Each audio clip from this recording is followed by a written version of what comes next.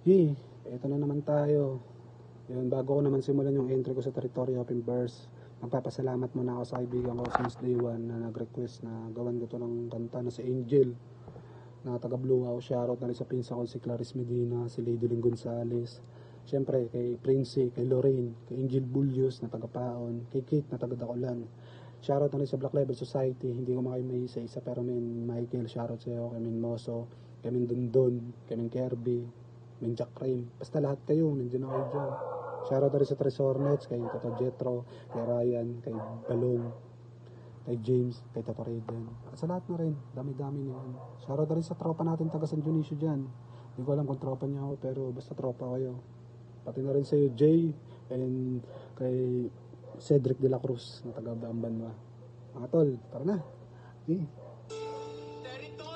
Ako pala si Karamji, sa mga hindi nakakakilala.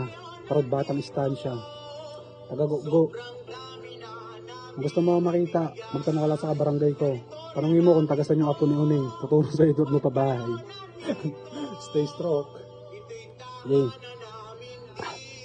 Bansa akong sinilangan ng pangalan ng Pinas, isang teritoryo na naman ng balak sa kupin ng mga singkit dahil gusto nilang mapasak kamay ang kayamanan ng ating karagatan. Tanong ko lang, ilang daliri pa ba ang dapat maputol para lang mapatunayan na ang West Philippines ay pagmamayari ng Pilipinas at walang ibang bansang pwedeng umangkin dito. Marami ng bayani ang nagbuwis na ang buhay para lang mapadama at mabigay ang salita kalayaan dito sa aming bansa. Pilit yung inaangkin ng lugar na hindi naman para sa inyo. Sobrang prowisyo na sa mga mangingisda ang mga ginagawa niyong pagtaboy sa sarili namin bayan. Tayo ay lumaban para sa ating kinabukasan hanggang sa maabot ulit natin ang kalayaan.